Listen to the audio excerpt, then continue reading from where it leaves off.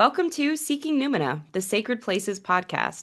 I'm your host, Elyse Welles, and today I am joined by author Niina Niskanen, and we're talking about Finnish tree magic. Niina Niskanen is a Finnish writer, illustrator, and folklorist. With a deep passion for mythology, oral traditions, and cultural storytelling, she brings to life the rich heritage of folklore in Finland through her writings and artwork. Niina's research explores ancient tales, nature-based beliefs, and the enduring magic of folklore in contemporary times. She is the author of Finnish Tree Magic, which we're going to talk about today, and you can learn more about her at fairychamber.org. Welcome to Seeking Numina. I'm your host, Elyse Welles, and I invite you to connect with the sacred wild within and around you through Numina, or sacred sites around the world, and the wisdom they hold. Together, let's remember the old ways, build relationships with land spirits, and dare to reach out to the fairies. The sacred wild is inviting you to dance in the moonlight. Will you answer their call? Thank you for being here, Niina. It's lovely to be here with you to talk about Finland and her trees. Thank you so much for having me. It's always a good day when you can chat about animism and other cool stuff. The first question I have for you is actually about something that was so Finnish in your book. It was so Finnish, was this association with the trees and saunas. There was a lot of lore around sauna and the trees. Could you speak to our audience a bit about why sauna is such an important activity, what it is, in case audiences don't know, and why it's so important to Finnish culture, and how does that factor into trees? All right. So saunas, of course, are old bathhouses. And first saunas here in Finland were found from the Stone Age, actually. So a very old tradition. And when we go back in time, sauna had more of a shamanistic purpose. Of course, now when we go to sauna, it's for cleansing and health and things like that. But back in the days, there was a shamanistic purpose for it. Sauna was almost like a gateway between this world and the other world. So in the olden days, and this lasted all the way to the 1960s, women here used to give birth in the saunas before hospitals, because that was the most sanitized place in the farm usually, because it was the bathhouse. And when person died, usually the body was kept in the sauna before the burial. That might take, for a few weeks to a month. Might even be longer during the winter time if it was difficult to dig a grave. So then it was believed there were all kinds of spirits in the sauna. So it's very closely linked to life and death. And then with there are different spirits in the sauna, but also because we have this tradition with tree magic, you might heat the sauna with certain type of wood, and then also make branches from different type of trees and use them in the sauna for magic. So yeah, it's very encompassing the sauna traditions and that connection with the different tree species, because each tree species has its own type of magic. So would the sauna be built using an intentional choice of tree? It kind of depends. Usually the tree magic was more used in the activities in the sauna, how the sauna was heated, and the like spell crafting that you did in the sauna. I think most of the saunas are just done from birch trees. Kind of depends what kind of sauna you want to build. That's beautiful. And I love this idea of a totally separate sacred space in the home, on the farm, with the family. It's something we don't have an equivalent for in the West. Because, yes, we have our bathrooms, we have our bathtubs. I guess that would be the closest place, but they're not made of wood. When I think about the significance of a sauna, it's usually not, correct me if I'm wrong, but they're usually not in your house the way a bathroom is. So you don't go into it every minute of the day like you do with a bathroom in your home. And a bathroom in the West tends to be plastic and, there's electric running through it, whereas saunas can be more analog and they're usually removed from the home, right? Like they're a separate room. They're not in your kitchen or something like that. Yeah, sauna is usually a separate room. It's there might be a shower and the sauna. Yeah, it's a separate place. It's liminal in that way. It's kind of between the Yeah. home and nature. hmm Yeah, I read the study once that here in Finland, because we have like 5.5 million people here, there's 3.5 million saunas. There's more saunas than there are cars, which I thought was interesting. Yeah, such a big part of the culture, but for some people, I don't think we really think about it that way because we are so used to it. But yeah, it's fascinating. Yeah. In Greece, we don't have sauna culture, but we have sea bathing. So it's almost it's used similarly, but in the opposite way because in Greece usually it's really hot. So going into the sea is a refuge and a release, but also in the winter. It's fallen out of practice with the younger generations, but in Greece, if you go to the beach at 4 in the morning, 5 in the morning, right when the sun is just starting to peak up, you will see old people going into the water, bathing, floating. And there's a practice too that I've noticed with older people where they like to sing to the water. And it's not something that I've asked. I've asked people when I hear them, I say, "Oh, what song is that?" Like, or something to try and speak to this, like, why are you singing? And more than often, people will just kind of be like, "Oh, I don't know. I didn't realize I was singing." So it's kind of interesting the way the sea will kind of ask you to participate in the ritual of this bathing. Um, is there something like that with the sauna? Like, are there songs that are sung in the sauna? Is there kind of like a ritual kind of approach to sauna practice? Like, is there any breathing exercises people do, or is it done at a certain time of day? Well, I love that singing for the sea example. Very beautiful. Well, only thing I can now think of is that we had these spirits of the different buildings, and we also have the spirit of the sauna, or several spirits. But I don't know.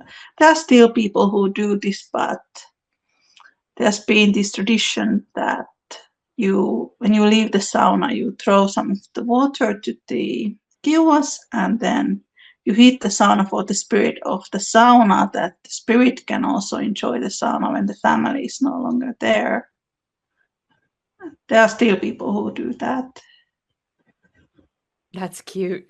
It's like a Yeah. nymph. It's honestly similar to the hmm sea. I see the sea and it's kind of conversations with us when we swim to be like that. Like I feel the nidus, the spirits of water in the waters of the sea. I'll feel them sometimes in the coves and those little parts that you first dive into at the beginning of the shore. Um, so I like that there's a spirit of the sauna as well. hmm He usually appeared as this tiny man with long beard. He's very old. Then there are also some female spirits connected with the sauna. There's Löylytär, and she's like the mist in the sauna. She's like a female spirit of the sauna mist. Yeah, there are lots of characters related to the sauna.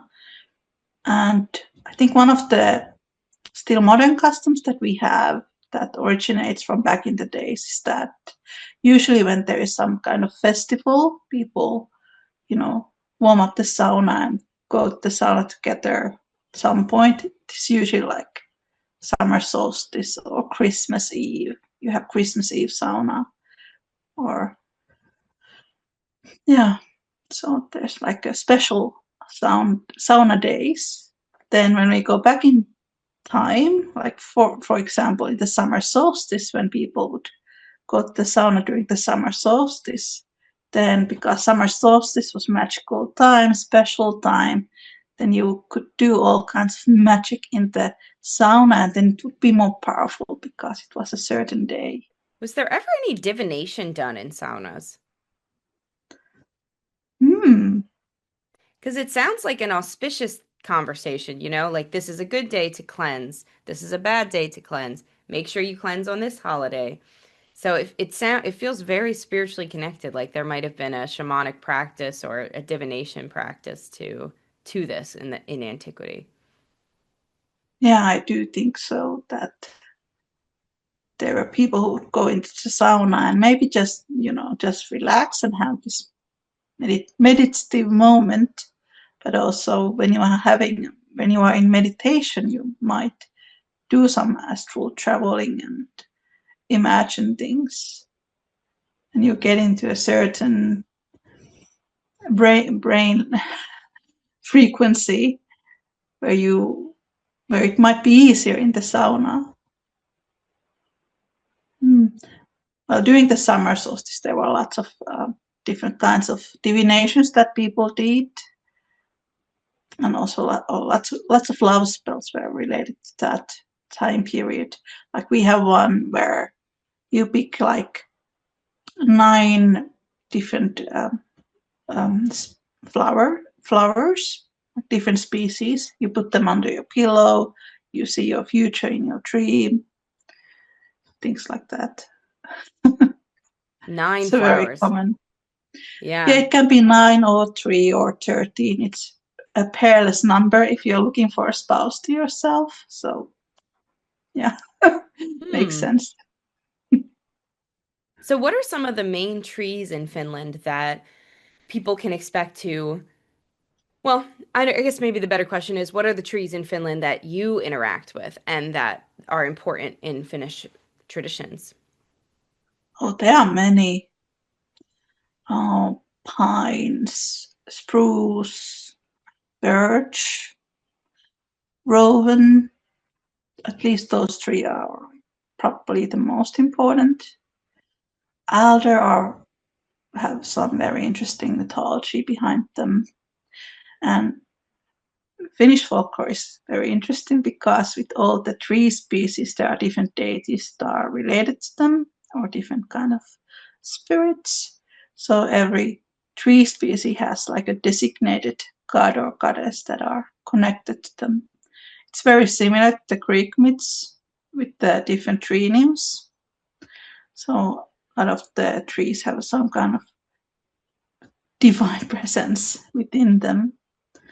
Like for example, rowan trees are associated with the earth goddess, who is she's called Akka in Finnish. It's the goddess of the soil and the dirt. And if you think about the rowan tree, the way it grows and it sort of spreads into all different directions, you can kind of see the symbolism behind it, how it's this tree of fertility with all those orange berries. And then we have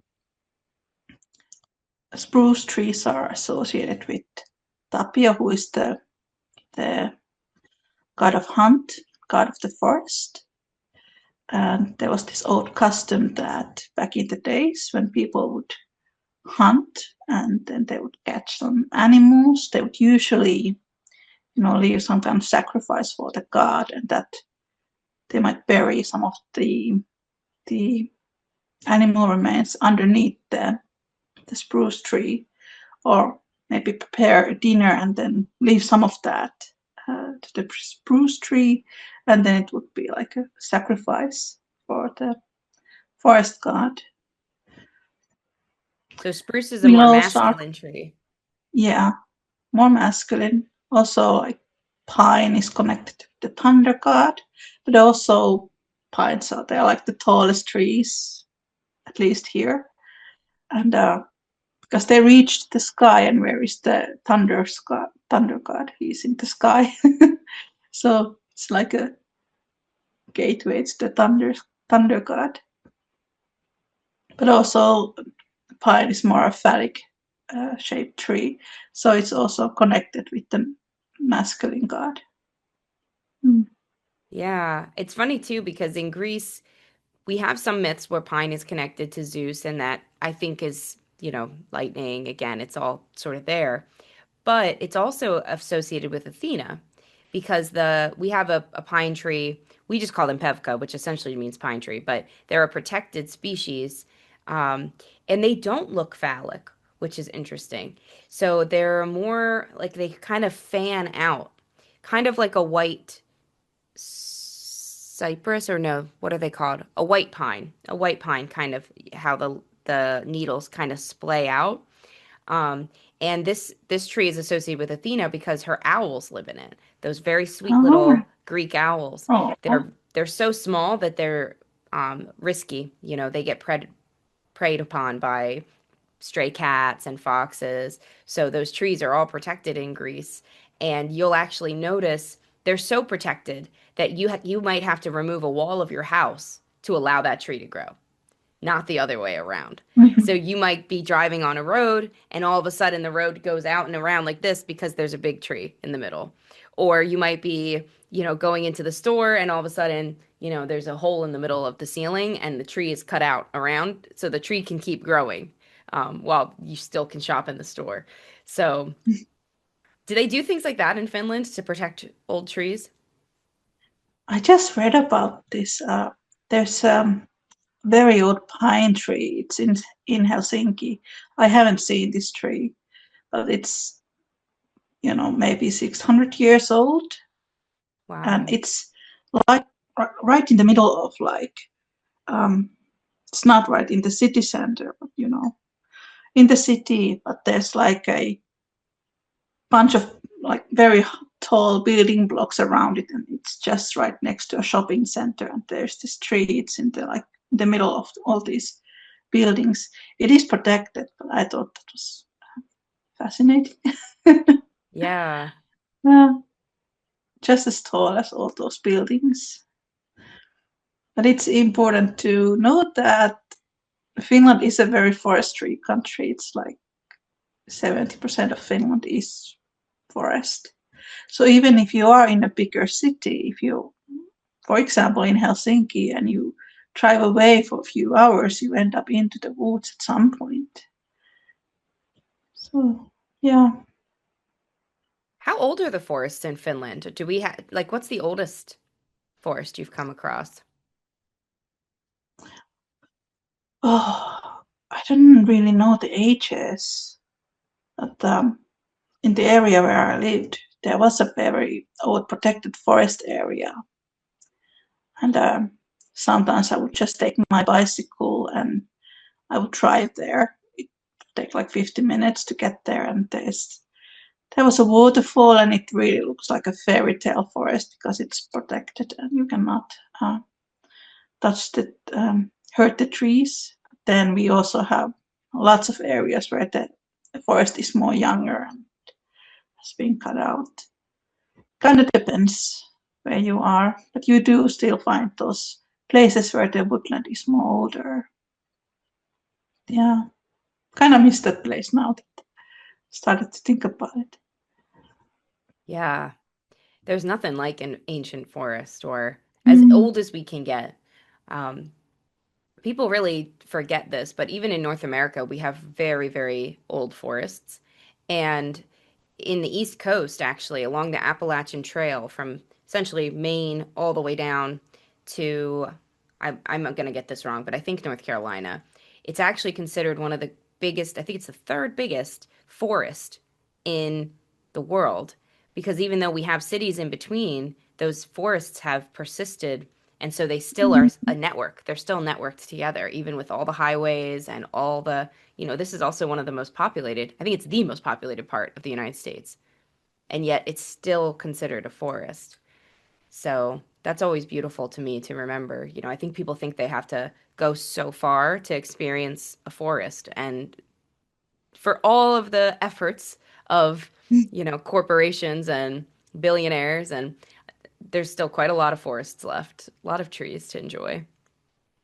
True. And we should keep it that way. Yeah, exactly. Mm. What are some of your favorite trees to work with or connect with? Oh, I love the birch trees. I feel like they are like part of this fairy tale lore a lot of times. There are these magical things happen in birch tree forest. So I love the birch trees, and I remember just when I was a young girl and I would spend time at my grandma's every summer. She would just pick birch branches. She would put them on a vase and on the table and decorate her house with them. Just Really? yeah, yeah. But it's also associated with the summer solstice, so that Oh, kind of tell me more about that. tradition. Birch is one of my Oh, favorite trees as well. mm, yeah, like in the old days, in May and in June, people often decorate their houses with the birch trees, and also like with the birch branches, you would make wreaths. You would make these I don't know garlands, decorate all the places with those things that you would find from outside when the nature is blooming. But also like there's lots of magical elements connected with the birch trees. It's a very purifying tree. It's a tree of beauty and youth and all those things, spells. Then willows are interesting, especially now when we are moving to March and April, and we start to see like willows and coming to life bit by bit. And I know that in eastern Finland that had a bit more effects from the Orthodoxism from Russia. Um, they used willow branches in churches around Easter, sort of replace the palm leaves because palms don't grow here; it's too cold for it. And but before the Christian influences, people used the palm branches, twigs, as wands, and then they would bless the fields with them around May for fertility. I thought that was really cool. So they were used as magic wands as well. Hmm. It makes me think of the tarot for some reason, because I feel like Oh, a lot of times when I see wands, they look more like branches. oh I yeah, don't know why I'm true. thinking of the Three of Wands, that card where they're just holding them up. It feels like maybe that was what we were witnessing there. It's like a fertility rite, especially with what Mm, Three of Wands means. Wands in general, it's activity. It's fiery. yeah, I love that. And I think if you are someone who practices witchcraft or anything like that, you can just make a wand by finding a nice branch to yourself. It's not that difficult. I guess it I've depends on the tradition that you practice. These are two wands Mm. I've made. This one up Oh, above it, I made when I was maybe 6 or 7. I've had it all my life. Um, I'm pretty sure I made it when I was 6, like the summer before first grade. And then this one I made, the bottom one with the feathers. It's actually a way less practical wand than this one because it's too fragile. It has too much stuff going on in the bottom. But I made this one as part of my witchcraft initiation, so it was a long process, about a year and a day of creating it. But it's birch, the bottom one. And oh, the top stick, I don't know what it is. I think I think it's ash, but I'm not actually sure. Hmm. And I'm making a staff right now. I have it downstairs. I'll be sure to put some videos in over the video of what this looks like because it's still coming along. But as of recording this, it's about to be the full moon tonight with a lunar eclipse. So this staff has been a kind of a process of using that energy to create a new tool. I should make a staff as well. Not just for like magical use, but also just walking around in the woods. Yeah, exactly. And I think a staff is a really powerful tool because it as a pilgrim myself, as someone who loves to go to sacred places, the shoes I wear become sacred to me. I have a pair of shoes that have been with me now to 40 different countries. I cannot get rid of them. I can't. And they're Oh, shot. They're over. I can't wear them anymore. I've put so many insoles in. They're useless, but I still can't get rid of them. So I'm using them as my indoor walking shoes when I use a walking pad because I just can't get rid of them. They're too important to me. And staffs do the same. They literally channel the energy back up into ourselves as we walk. Um, Especially in witchcraft, in Western witchcraft, we have the concept of your giving and receiving hands. So your dominant hand is your giving hand. It's how you connect to spirit. It's how you initiate connection. So if you're holding that staff with your giving hand, you are initiating connection with each step of that wand or that staff, I should say. oh, definitely. It becomes part of you. Are walking sticks a cultural thing in Finland? I never thought about that, to be honest. I do see them sometimes. Yeah, I don't know. Yeah, I never thought of it either, really, Yeah. but when I was researching how to make my staff, there was a lot of different takes on it. Do you leave the bark on? Do you have to take it off? How do you take it off? Do you have to take it off completely? How do you finish it?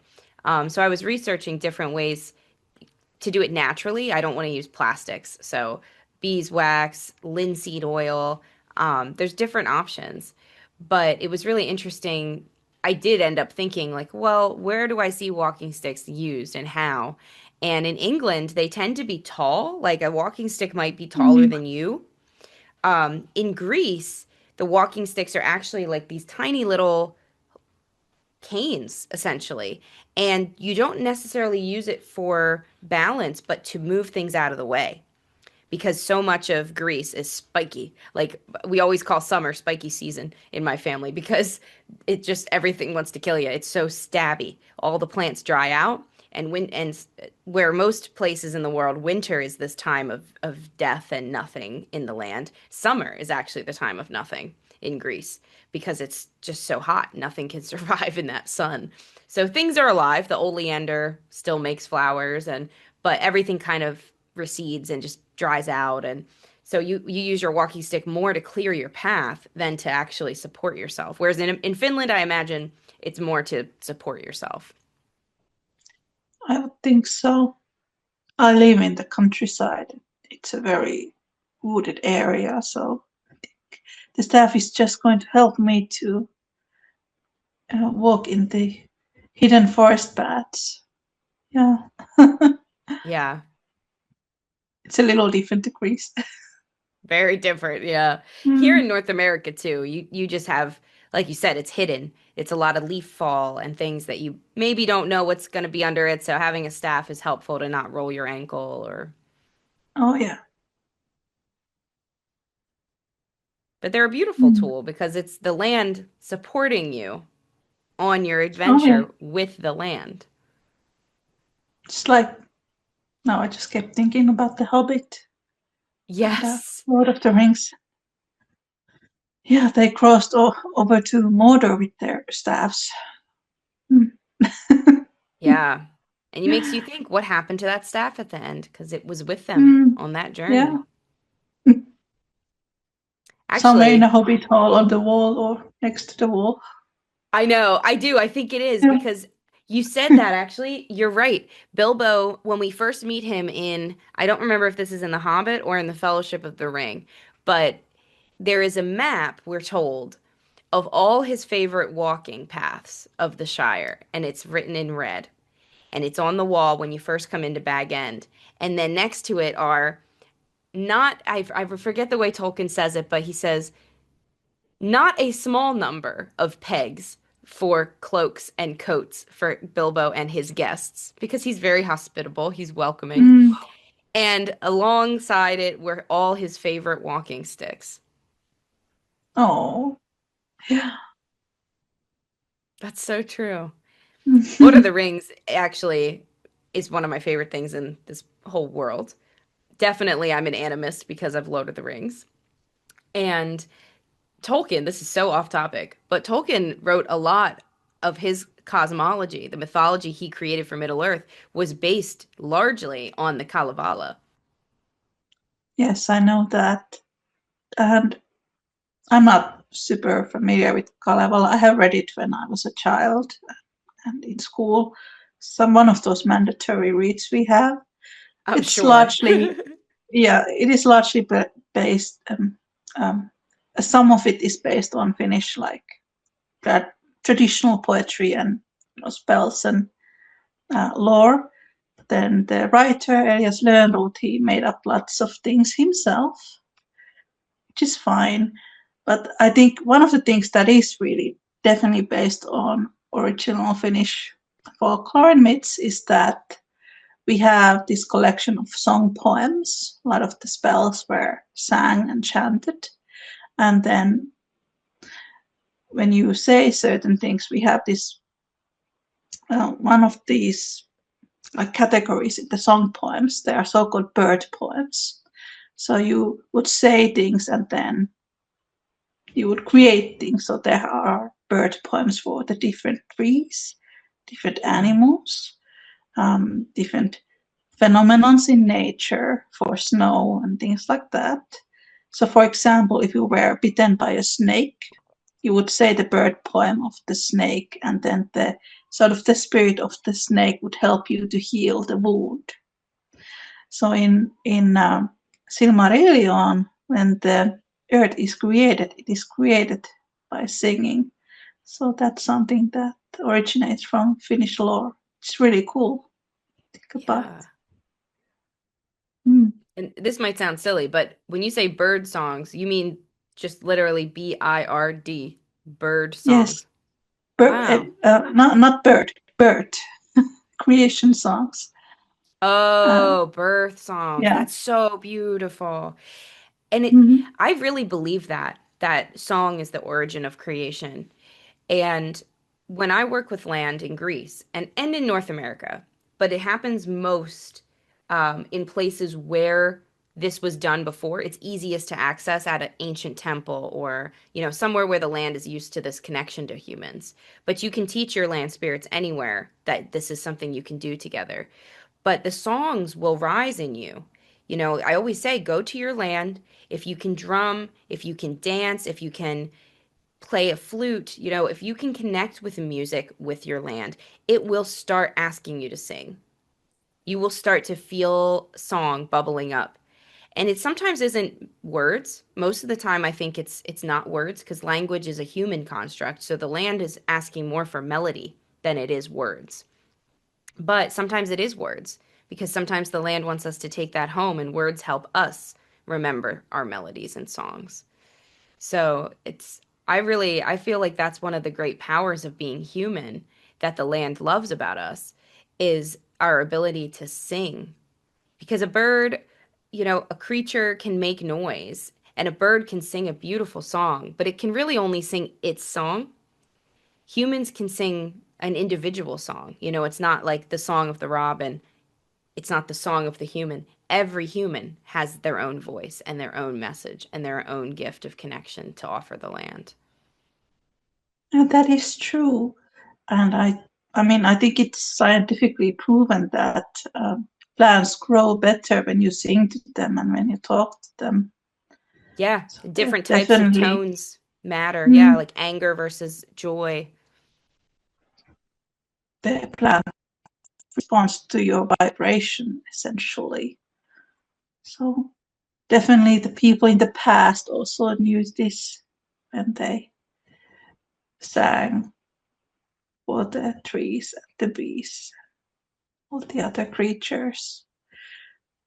One of my favorite uh, sauna myths is about the birth of the cat in Finnish lore.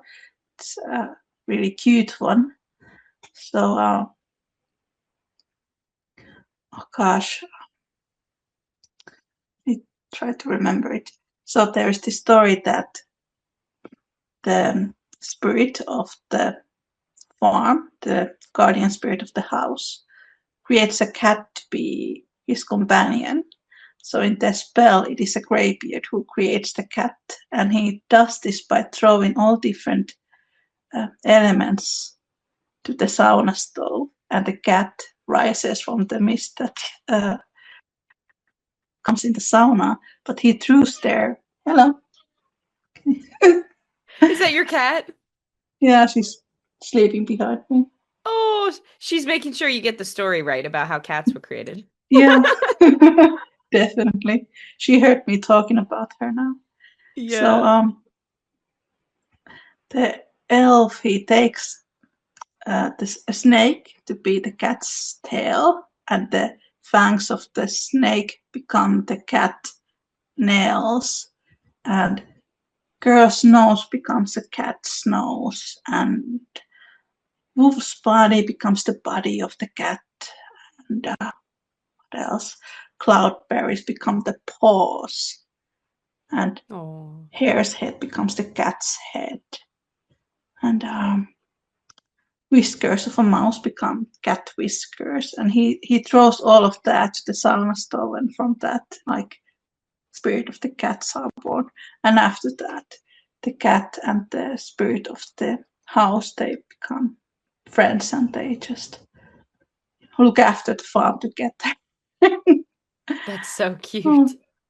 that is really cute.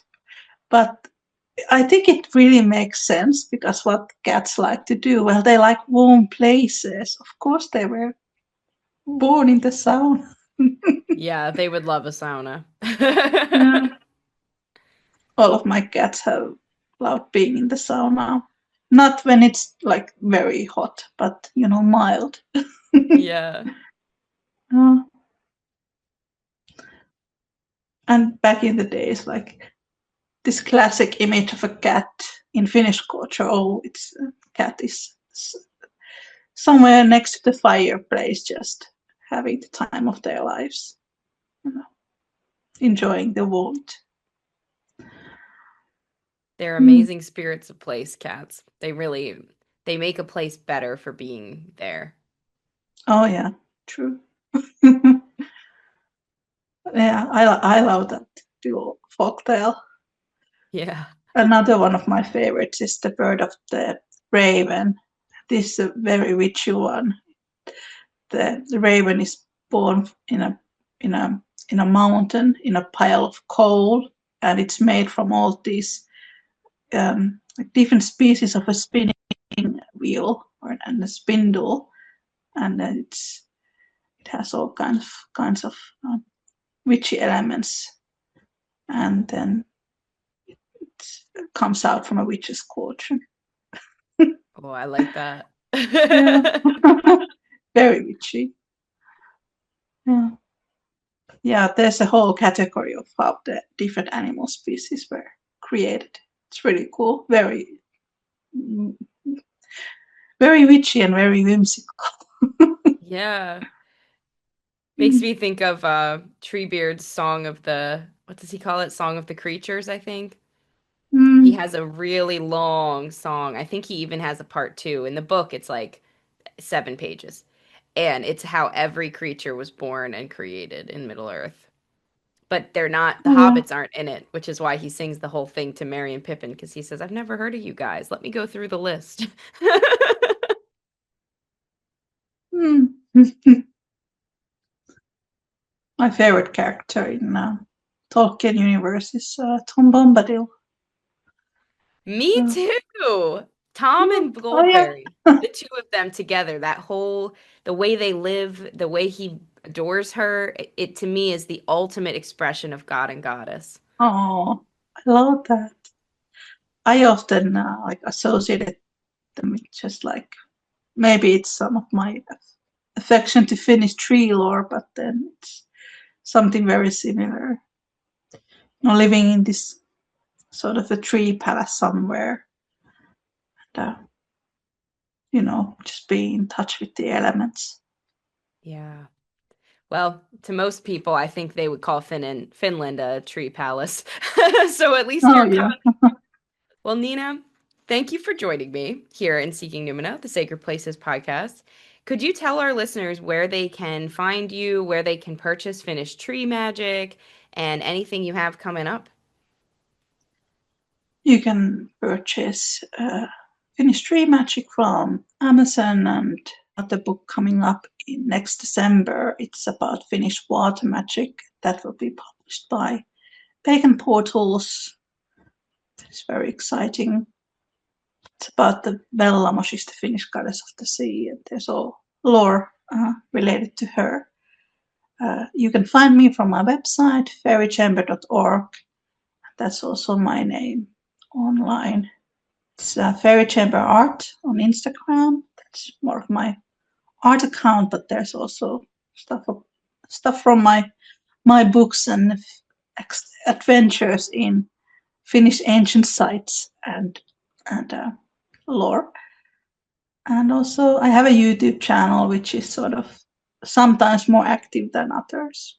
That's also Fairy Chamber. All right. Well, thank you again for being Mm. here. I'm glad you reached out because you are the only Finnish writer I've found talking about anything like this. And it is different. Like, something I get annoyed about sometimes online is people will just be like, Scandinavian, Norse. I'm like, what does that mean? Like, there's cultures there. So I really appreciate you upholding your culture and sharing it with the West so that they can learn. Because I think most people just don't realize how much variety there is to practice and approach. So I appreciate you providing that information for the whole world. Oh, thank you. Yeah, I seen here in Finland within past 20 years, there's been lots of new research made about Finnish lore. Yeah, not much in English yet. Well, it's No, going to change little by little.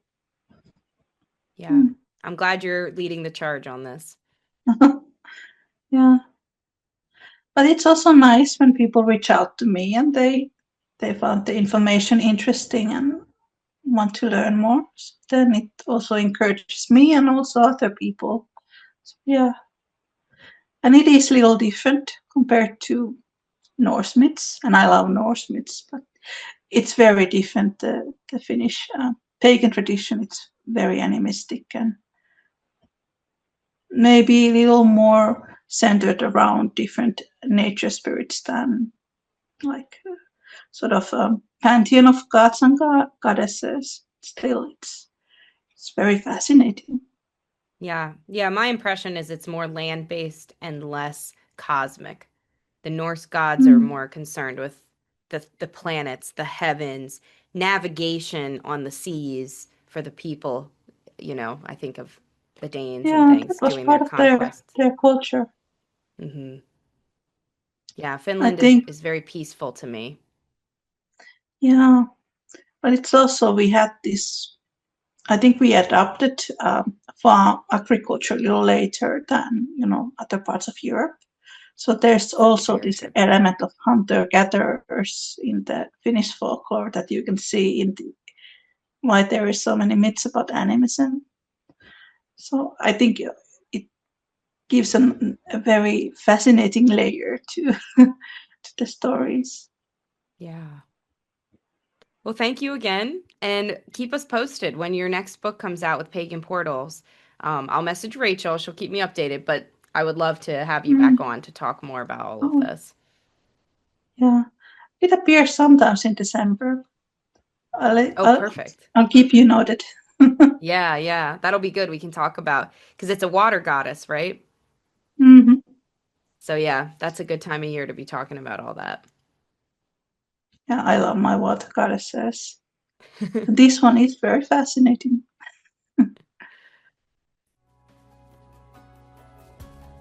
Thank you for Seeking Numina with me today. Join me at patreon.com/Elyse Welles to support this show and get access to a library of rituals, exclusive videos, meditations, and more. To learn more about my upcoming retreats, book a tarot reading, or learn with me in workshops, classes, or mentorship, visit seekingnumina.com.